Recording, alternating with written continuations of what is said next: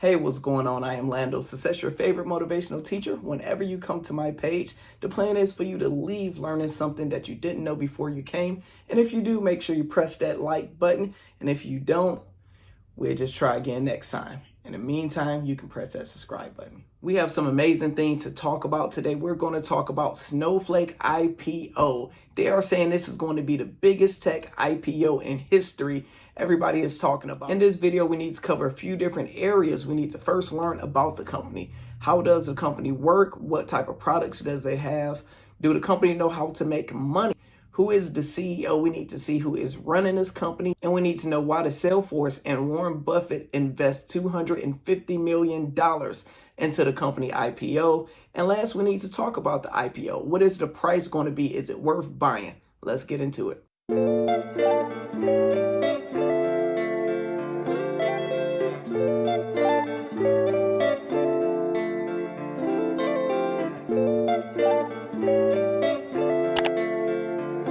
Welcome back. I want to put out a quick disclaimer. A lot of people that know about this company are tech heavy. They are the nerds that know everything about it. But in most videos, I like to break it all the way down for the new investors that have no idea about this company. So we're not going to go into all the data and analytics. We're just going to talk about the company, the money, and we're going to keep it real simple. So don't completely murder me in the comments saying I didn't give a full breakdown. We have a lot of people that did that, but we want the average person to know about this company and to know should they invest. Let's get started. All right, if we go to Snowflake and go down to history. Snowflake was founded in 2012 in San Mateo, California by 3 data warehousing experts. You had Benoit, Terry, and Marcin. Snowflake was identified as a cool vendor in Gartner Magic Quadrant and won first place at the 2015 whatever that is, startup competition. Snowflake was listed as number 2 on Forbes magazine Cloud 100 list in 2019 and was ranked number 1 on LinkedIn 2019 US list of top startups. As of February 2020, Snowflake has an active of 3,400 active customers, including Capital One, Rent the Runway, and Adobe. Let's talk about Snowflake funding real quick. The company raised $26 million before coming out of stealth, and an additional $45 million was announced in 2015. A further $100 million was raised in April 2017. In 2018, Snowflake announced a $263 million investment, putting them around $1.5 billion unicorn valuation. In 2018, Snowflake raised another $450 million, raised their valuation to $3.5 billion, and just this February of 2020, the company raised another $479 million, increasing their valuation to $12 billion. So this company know how to make money. They know how to generate it. And if we go to snowflake.com, this is how the website looks. It is very, very clean, and it have a lot of things going on. So if you really want to know any information about the company, they have it all over here. You got the solutions, their partners. You can break down to see who are their partner with. They even have it broken down in different sectors. So I love their website. You see Amazon Web Services, Microsoft, you got Google Cloud. So they have some big time partners. The company, they let you know who started the company, even though you would think the CEO is one and all, but they talked about who actually started the company. And I love this website because it really answers a lot of your questions. If you want to know about the company, you're going to see YouTubes about it. You're going to see a lot of different information. So I love it, but what I want to do is show you guys a video I seen that the company put out that would kind of break it down a little bit more simplistic. Snowflake allows you to build a modern data architecture with our leading cloud data platform that eliminates the complexity, cost, and constraints inherent with other approaches. Available as a service on leading cloud providers, Snowflake eliminates architectural complexity so you can run many workloads with the elasticity, performance, and scale required by the modern enterprise. What makes Snowflake unique? In one word, architecture.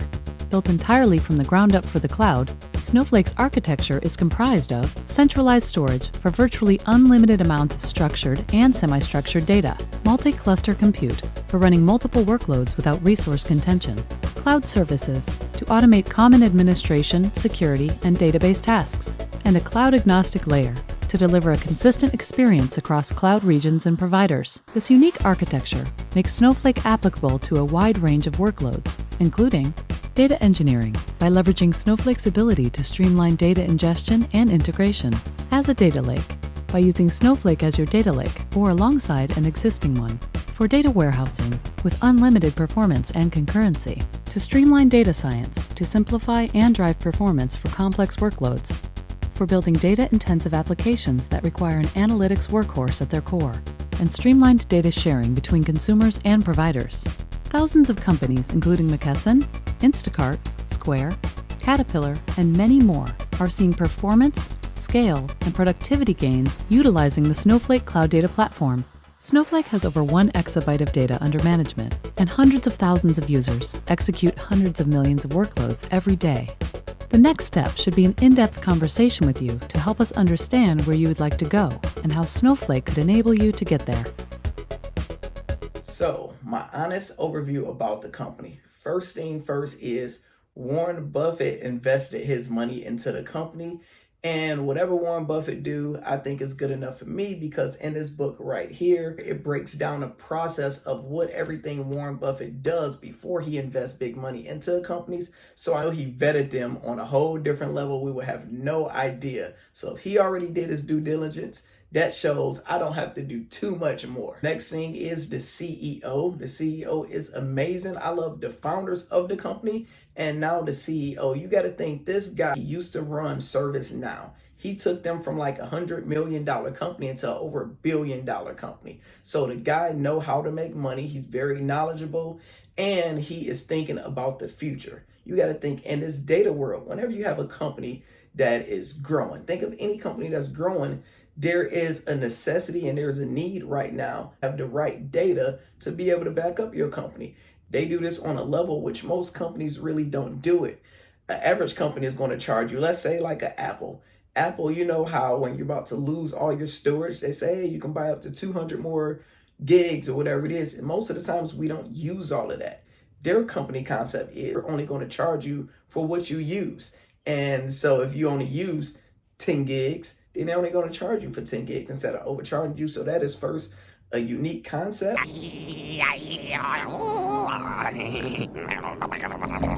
They give you unlimited access. You can give your employees access to the data. So they do have a very unique concept that I love.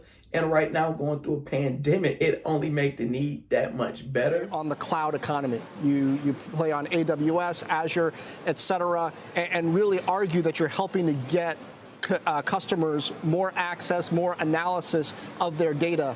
How much do you see that growing? When do you see kind of a level of maturity hitting? So what was super important for Snowflake is really the ability to take advantage of cloud scale. Most of what you're seeing in cloud computing really does not take advantage of cloud scale. They're just hosting in the cloud. That means, like, great, I don't have to run my own data center, but it can't take advantage of an environment where you have unlimited compute and storage capacity. Snowflake does that. So what does that do? It enables big data in a way that we've never been able to process. And the whole world is trying to figure out their data strategy. That's the biggest thing going, really on the heels of Facebook, Google. Everybody is trying to harness the data. That requires being able to process at tremendous scale, tremendous performance. That's what Snowflake does. That's why the company's been on a tear ever since it hit the market in 2015. When you see the current IPO market, you see WeWork pulling, Endeavor pulling. What does that tell you about what investors are demanding now, and how does it cause you to think about your own prospects of getting public in the next 9 months? You know, I always tell investors, try to understand the inherent profitability of a business. That means the unit economics. In other words, it's the basic thing that you're selling. Are you selling at a multiple of what it actually costs? The operating expense side can be manipulated. In other words, you have full control over it. The unit economics are much more persistent, right? So if the unit economics are strong, it's really at the company's will, how profitable and how cash flow positive the business will be. If the unit economics don't add up, you're going to have a problem no matter how much you spend or how little you spend. Yes, I would invest in a company, and I am going to invest in a company, but I'm going to be very honest. I don't like that they are raising their IPO price, because originally the IPO price was going to be from $75 to $85, and now I'm hearing it's going to be around $100 to $110, and to me that is too high. But they know they're going to make money because the tech heads is going to invest like crazy into this company. The multi-billionaires is going to invest into the company.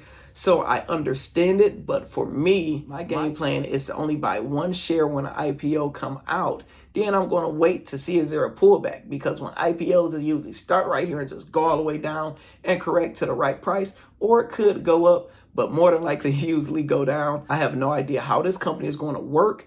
But what I'm going to do is buy one share, and I'm going to sit back and wait and see what the company do and keep on buying in. And the goal would be to have at least 10 shares in this company sooner or later. Now, I will plan to invest depending on how much money you have. Since I have other investments I still have to work on, I'm not going to have you into it, and the price is too high for me. But if you have more money, you can invest more. Remember, I am not a financial advisor. I'm just a black brother giving you game and some information about a company. Overall, I give the company 2 thumbs up. I just don't like the IPO price, but I know in the long run, this company is going to skyrocket for the next probably 10, 20, 30 years. And I see this company going far. And you got to look at the partnerships they already have with major companies. So everything is great about it. This is a stock that you hold for a long term. Sit back and enjoy the ride. I am Lando Success. I hope you enjoyed this. If you do choose to invest into this company, I do have a few links in the description. I have Cash App, I have Robinhood, and I have Stash Invest, where you'll get some free shares and free money to invest. So make sure you click that link. And also, I do have a Facebook group. It is Facebook Investors Group, where I'll talk about my different plans and different investments, different IPOs. And we have a lot of people in the group that will give you some advice on options or anything like that. So make sure you join and ask some questions and check it out. Later.